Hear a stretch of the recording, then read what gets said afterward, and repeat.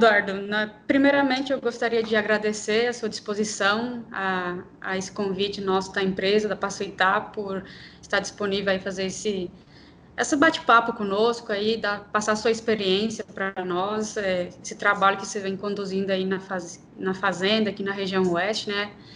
Acredito que você tem uma trajetória muito boa, muito grande aí, sua família, com esse trabalho, com esse sistema, né, de conservadorismo, com pastagens. Então, eu vou deixar para você aí se apresentar, falar um pouco da sua história em um resumo básico de como você chegou aqui no oeste da Bahia, a sua família, como vocês iniciaram aqui o trabalho nessa região e a sua parceria aqui com a empresa Passoitá. Tá bem, Leila. Muito obrigado pelo convite aí para participar dessa discussão. A nossa fazenda aí, a Fazenda Triunfo, ela tem 31 anos. A gente chegou aí no ano de 1989, né? O primeiro plantio foi o 89-90. E quem começou todo esse negócio aí foi o meu pai, né? O Adil Manjabosco, e hoje a fazenda é da minha família, do Grupo Manjabosco, e eu sou um dos sócios aí, integrantes do negócio. A gente começou com soja, né? Como foi a grande maioria da turma que chegou aí no Oeste da Bahia, tinha alguma coisa de arroz também no início. A partir do sétimo, oitavo ano que a gente estava aí começamos a plantar alguma coisa de milho, e no início muito plantio convencional, né? Área nova, a gente começou uma fazenda do zero aí, a área que a gente comprou era 100% cerrado, aí depois começou o plantio direto, e a gente tinha muita dificuldade aí no Oeste da Bahia de fazer palha, né? Era um gargalo muito grande que a gente tinha, assim, por causa que a estação de chuva é curta, aí produzia soja de ciclo longo, quando colhia a soja praticamente já não chovia mais, aí plantava um pouco de milheto sobre semeadura, mas sempre com uma produção de palha muito pequena, né, que não atendia a demanda dessa região aí por causa de temperatura e pouca chuva, muita radiação, né. Aí foi aí que começou a questão do nós plantar milho e consorciar o milho com a braquiária, no caso, que a gente viu que essa era a forma de a gente produzir uma quantidade de palha muito grande durante a safra de milho, né? Entendi. Você é formado em engenheiro agrônomo, certo? Isso, sou engenheiro agrônomo. E essa tomada de decisão partiu de você, veio do seu pai, ou como é que vocês iniciaram? Partiu realmente a necessidade de formar a palhada? Como foi a decisão? Estava a produtividade baixa, ou vocês começaram porque queriam integrar pecuária junto? Como deu essa necessidade de iniciar nesse sistema? Ou realmente vocês tinham um porquê de iniciar? Viram aí no sul, por exemplo, que tinha maiores produtividades? Como vocês perceberam que precisava a palhada? Eu me formei em agronomia em 1999 e desde o tempo da faculdade e depois da faculdade sempre tive muito presente aí na fazenda, né?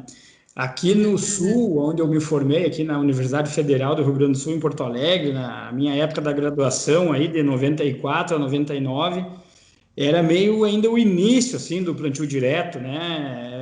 Não vou dizer o início, mas o plantio direto consolidado, né? Então, a gente já tinha esse conhecimento daqui, da academia, inclusive, de quanto a palha era importante para o plantio direto, que não dá para fazer um plantio direto sem palha, né? Precisa de palha. Sim. E a gente aí tinha, de fato, uma carência de produção de palha, né? Faltava palha. Então, o objetivo primeiro que a gente começou a fazer esse consórcio aí de milho com braquiária foi para produzir palha. Esse era o primeiro objetivo. Só que logo depois do primeiro ano que a gente plantou, que se eu não estou enganado, foi na safra 2007-2008, que a gente plantou essa braquiária rusiziensis consorciada com milho, a gente viu que tinha muita palha, e palha de qualidade alta, forragem, numa época que a região já estava carente vamos dizer assim, que a pecuária da região já estava carente de forragem com qualidade, né? Sim. E naquele primeiro ano que a gente produziu e nós colocamos um pouco de gado em cima, que tinha umas vacas que o pessoal da fazenda ali tirava leite, coisa assim, só para o consumo da fazenda, era pouco gado. A gente notou que sobrou palha, assim, atendia o plantio direto e tinha uma sobra muito grande de palha.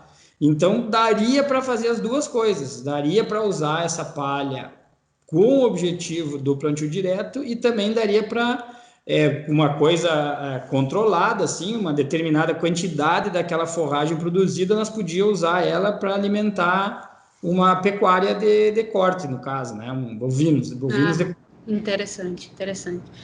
Bom, você falou que você iniciou com arrozesienses, né? Milho consorciado com arrozesienses. Hoje eu tenho acompanhado lá na fazenda, você tem o consórcio de milho com a Braquiária Piatã, certo? Certo. Como você chegou nessa preferência pela Piatã? Ou ainda você ainda está testando para chegar numa melhor? Por que você hoje opta pela Braquiária Piatã para esse consórcio com o milho? A gente continua nessa busca, assim, de produzir mais palha, né? A gente sempre quer aproveitar o plantio de milho para produzir uma quantidade de palha grande. Então, no início, eu comecei com arrozesienses e recomendo quem ainda não está fazendo o consórcio de milho com braquiária, que comece com a braquiária arrozesienses, porque ela tem um crescimento inicial lento também, ela não cresce tanto quanto a Piatã, ela não é tão agressiva quanto a Piatã, né? As doses de herbicida para ser usada ali para subjugar ela, para travar ela no meio do milho, são menores do que se precisa com o Piatã, né? Então eu recomendo que quem vai começar com esse consórcio, isso aí seja tipo que um degrau. O primeiro degrau eu entendo que é a arrozesiense. A partir do momento que o produtor ele está seguro de fazer o consórcio milho com braquiária com a braquiária arrozesiensis, que ele não está mais perdendo milho para braquiária e coisa, eu acho que ele pode dar um segundo passo e partir para a Piatã. A Piatã ela é mais agressiva, ela cresce mais, ela fica mais alta, ela compete mais, né? Mas se o cara já tem assim esse domínio das misturas de herbicidas para usar para travar a braquiária e coisa ali, eu acredito que a Piatã vai embora sem problema. Esse ano mesmo, hoje nós estamos conversando, ontem choveu aí no Oeste da Bahia, né? Que é uma coisa, início de junho, lá na Triunfo choveu 12 milímetros. Semana passada choveu 60, 80 milímetros. Uma coisa que a gente não imaginava. Então, até nós estamos colhendo milho nesse momento e estamos preocupados que a braquiária não está parando de crescer, né? Então, por enquanto não está tendo problema na colheita, nós até estamos notando que ela está perto da espiga ali e parece que isso aí está atrasando um pouco mais o milho a secar, mas a gente está assim, nós vamos ter uma produção de palhada esse ano que, eu não sei, nós não medimos nada ainda, mas talvez vai ser meio recorde de produção de matéria seca por causa dessas chuvas que está tendo nessa época. Mas a resposta, assim, da tua pergunta é que eu considero isso, é um degrau, assim, eu acho que a arrozesiensis ela é mais fácil de trabalhar, é mais tranquila, depois que o cara tiver com a arrozesiensis dominada, eu acho que ele pode dar esse outro passo e partir para o Piatã com o objetivo de aumentar a produção de matéria seca de palhada do consórcio milho braquiário. Entendi. Bacana. Hoje você tem a produção de pecuária também, né? Que você faz esse pecuária de corte, né? Então você coloca ele até um período posterior à colheita do milho e deixa ele até um limite, né? Para deixar a pastagem, para depois deixar a forragem lá para fazer o plantio direto, correto? Correto. Quanto à soja, quanto a outros sistemas sobre semeadura, você também tem utilizado isso? Iniciou recente esse início ou já vem há algum tempo também essa sobre semeadura? Você tem trabalhado de que forma? Só complementando um pouquinho então ali a minha resposta. Sim, fica à vontade. A gente faz o que a gente chama aí, e o pessoal da Embrapa, acho que meio batizou essa tecnologia aí, que a gente chama de uma safrinha de boi, né? Como a nossa região aí, o Oeste da Bahia, ela tem pouca chuva para a gente fazer soja, safra e milho safrinha, Então, a gente opta por fazer essa safrinha de boi aí, que é a braquiária com o gado pós-milho, né? E esse sistema tem funcionado muito bem. A gente tem produzido aí na estação seca em torno de 3 a 4 arrobas de carne por hectare, né? Nessa safrinha, com um custo relativamente baixo, porque a forragem está ali, era para fazer palhada, né? A gente faz a cerca elétrica e bota um cocho de água ali e faz um suplemento com ração. Essa ração, em torno de 40% dela é feita com subprodutos ali, com resíduos, que a gente tira da máquina de limpeza ali da fazenda, né? Que é antes do soja, do milho irem para o silo, né? E ocupamos aí grão que a gente tem na fazenda, sorgo ou milho, às vezes entra caroço de algodão também, um pouco de farelo de soja, aí fecha uma fórmula, e a gente tem conseguido bons ganhos de peso, e a gente integra também com a outra fazenda que a gente tem na região, que é uma fazenda de pecuária.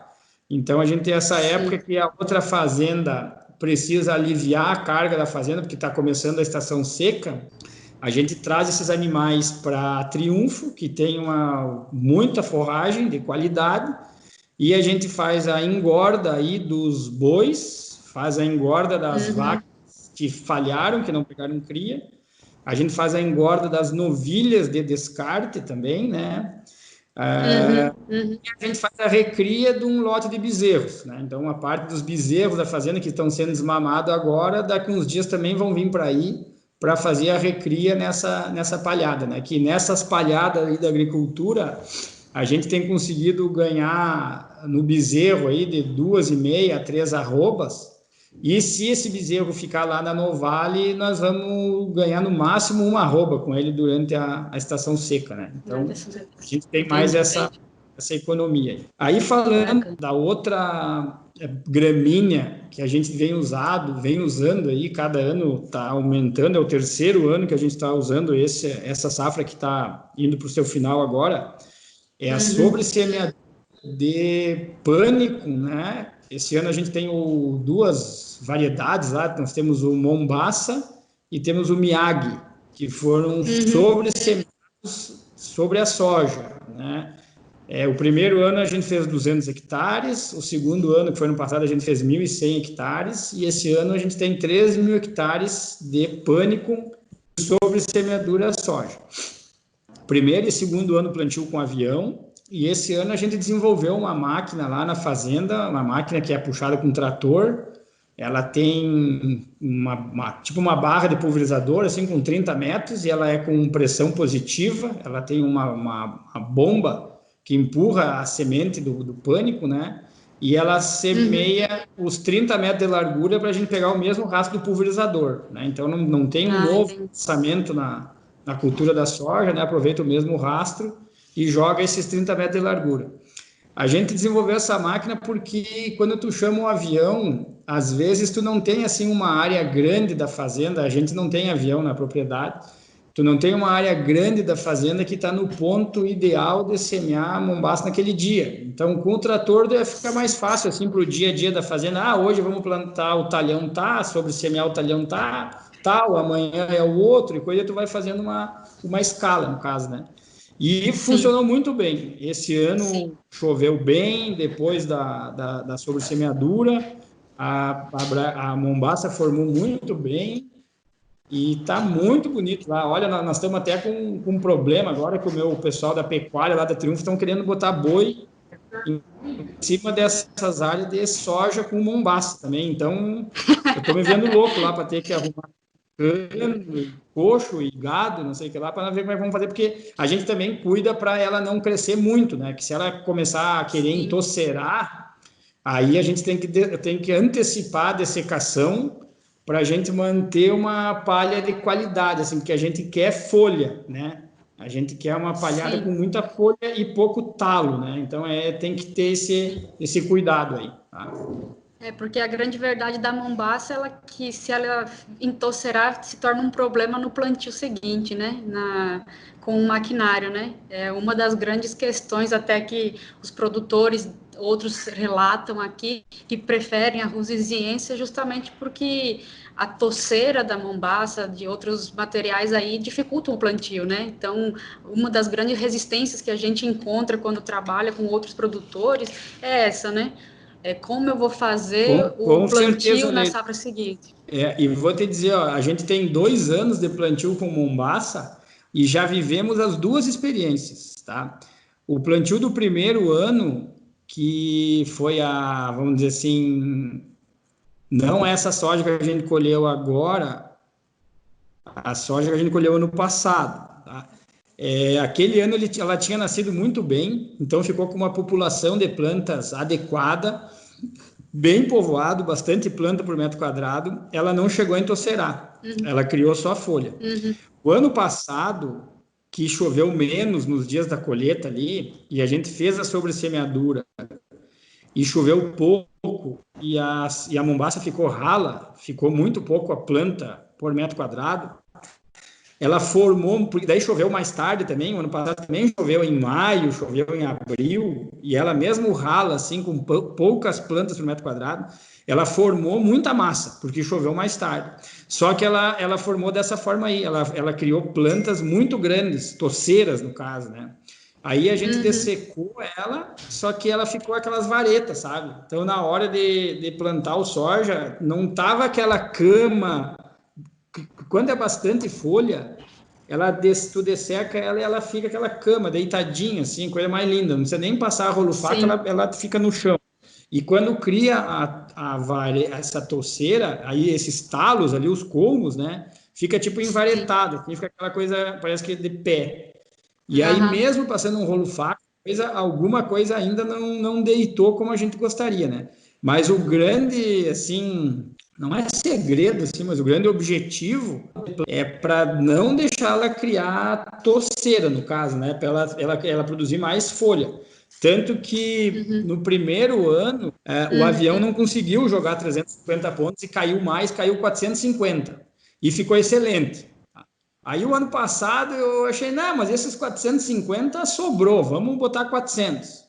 Aí choveu pouco, ficou ralo, eu me arrependi de ter jogado só 400. Esse ano a nossa taxa de semeadura de mombaça foi de 500 pontos. Não tenho plano de baixar dos 500, porque justamente a gente quer bastante planta por metro quadrado, né? Bom, como você falou, né?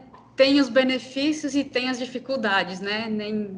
Um ano você acerta, outro ano você erra e você aprende. Então, assim, um ano não é igual ao outro, então você vai aprendendo, vai consertando, e eu acho que cada fazenda é uma maneira, é um jeito, né? O que você mais vê de benefícios aí que você pode relatar para a gente com esse sistema, tanto no milho quanto na soja? Eu sei que você já relatou exemplos de benefício com reciclagem de potássio. Você tem algum mais relato assim que você Sim, gostaria de poderia expor para nós assim que você acha interessante? claro. O milho com braquiária a gente já usa há muito tempo, né? E tem todo esse benefício dessa palhada, né? Dessa quantidade aí de produzir 15, 16, 18, 20 toneladas de matéria seca de palha. A gente sabe que nesse consórcio ele puxa muito potássio para cima, né? Principalmente potássio, mas puxa fósforo também. A gente pode plantar seguramente o soja pós milho com braquiária com zero de potássio, que não vai ter diferença nenhuma de produtividade, né?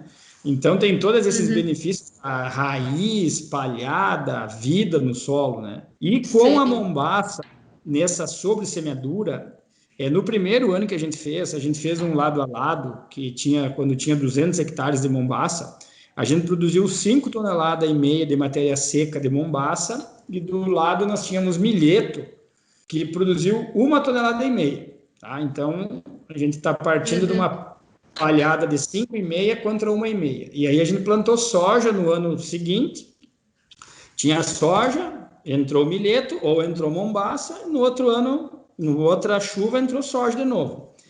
a nossa produtividade a mais de soja na área de Mombaça foi de 9 sacos. Nós colhemos 81 sacos de soja. Olha só.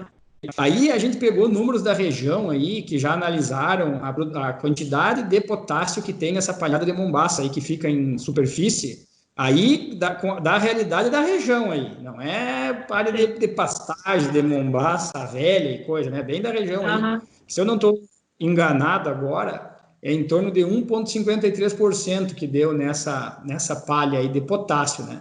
Então a gente fazendo uma conta com 5,5 toneladas, que o ano passado a gente já produziu até mais do que isso, mas com 5,5 toneladas, 1,3 de potássio, tu converte isso aí lá pro K2O, no caso, ou pro KCl, né? Se eu não estou enganado, nós chegamos em torno de 130 quilos de KCl por hectare, equivalente, no caso. Né? Sim. Então, fica muito claro que tu tem uma economia só no potássio. E naquela ocasião, agora o potássio andou baixando um pouco de preço, mas naquela ocasião, o custo que a gente teve entre a semente de Mombaça e o avião, ele ficou abaixo do potássio do valor do potássio reciclado. Né? Então, vamos dizer assim, sim, só o potássio já pagou a conta. Aí, quando tu pensa produção de raiz, porosidade do solo que essas raízes vão fazer, o quanto essas raízes da Mombaça vão facilitar depois para a raiz do soja descer, os outros nutrientes que são reciclados, a parte da biologia do solo, né, que até eu estou muito contente aí que a gente, com a Passuíta, estamos fazendo lá nas atividades enzimáticas aí das enzimas aí para tentar entender um pouco dessa biologia do solo, né? Porque isso tem uma outra coisa que é difícil assim da gente explicar e falar, mas a gente está notando hoje em dia na Triunfo as respostas de produtividade assim do soja e do milho que a química do solo não está explicando mais. Né? Justamente. Então a gente está vendo assim, que tem algum efeito ali biológico ali que está ajudando nas produtividades que só a análise de solo química não está explicando, né? Então tem alguma outra coisa que está ajudando aí no desenvolvimento dessa planta de soja. Justamente. É o que nós também temos curiosidade em saber, né? E por isso que vocês são um exemplo e que há anos estão aí nesse sistema. E aí, juntamente a gente com a Embrapa, nós vamos ter acredito que vamos fazer um bom trabalho e vamos conseguir encontrar respostas, né? E encontrar o porquê e essas justificativas mesmo dessa resposta aí das grandes produtividades, né? Bom, Eduardo, eu, assim, agradeço. Se você quiser fazer algum ponto relevante, alguma recomendação aos produtores, agradeço realmente a parceria aí com a empresa, há anos que vocês estão aí conosco. Deixo aberto para você, quiser levantar alguma questão aí para discussão, eu deixo à vontade. Eu queria só fazer um comentário, que nesse sistema que a gente trabalha, tanto no milho com braquiária, que o plantio é simultâneo, né? A braquiária vai na frente da plantadeira que vem plantando milho. Então, é muito importante tu ter sementes de alta qualidade, de alta germinação e sementes limpas, né? Que não tragam nematóide, não tragam impureza, assim, né? E a semente, a gente tem que pensar que ela cai em cima do solo. Então, ela sendo uma semente nua, ela tem mais facilidade de ter aquele contato com o solo e germinar mais rápido, no caso, né? E esse paralelo eu faço também ao Mombaça em sobressemeadura, porque por 3 anos na Triunfo fazer braquiária em sobressemeadura a soja.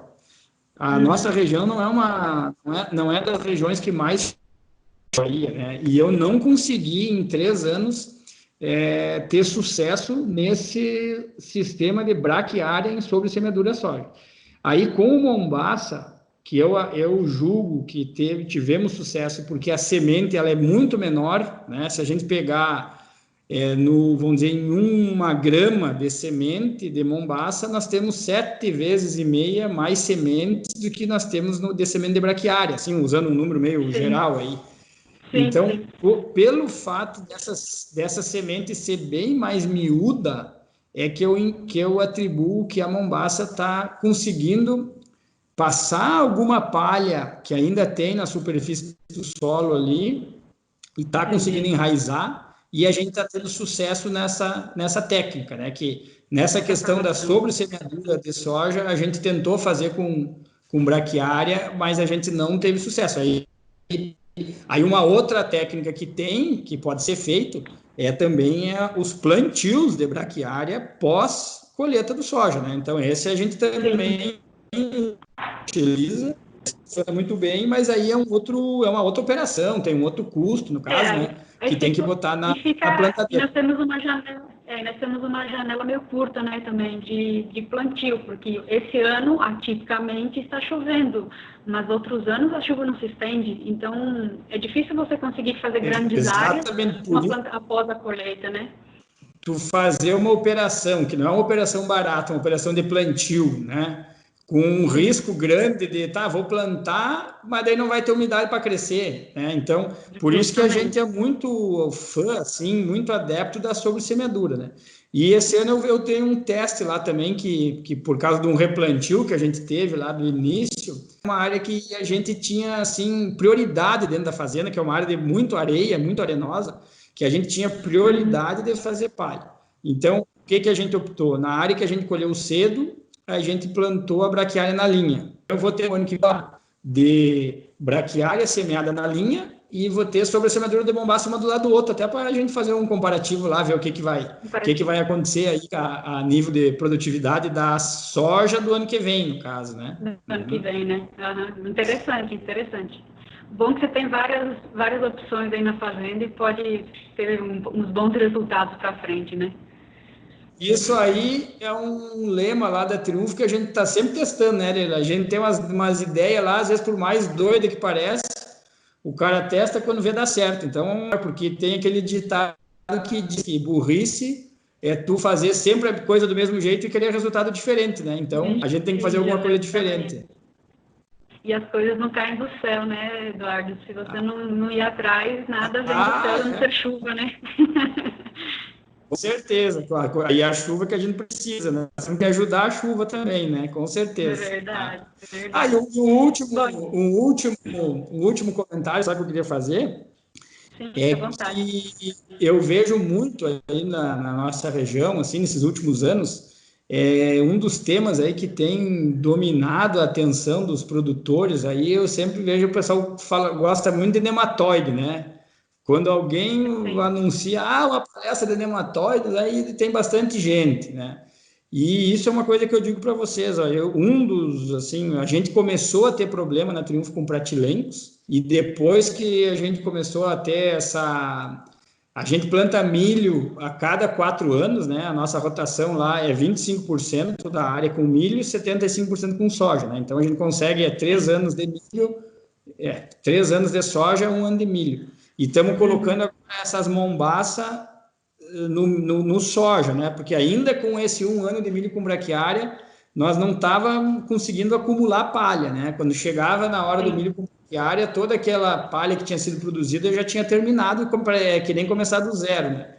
Então, a gente nesse sistema aí, com bastante palha, a gente não tem problema de nematóide. Eu não tenho problema de nematóide na fazenda, né? Então, e isso eu tenho certeza que se deve a essa biologia, a essa palhada, essa vida que tem no nosso solo lá, porque essa palha traz muitos outros micro-organismos e coisas que estão se desenvolvendo ali e estão competindo, inclusive, com os nematóides, né?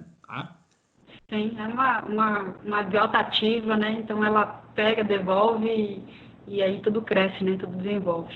Isso aí. Bom, Eduardo, como você falou, tudo é bom, a empresa agradece a sua confiança, a parceria conosco.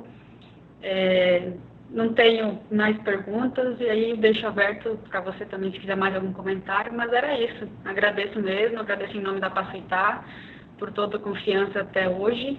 Estamos aí juntos novamente para mais uma parceria, aí com mais trabalhos, junto com a Embrapa, junto com mais anos aí pela frente.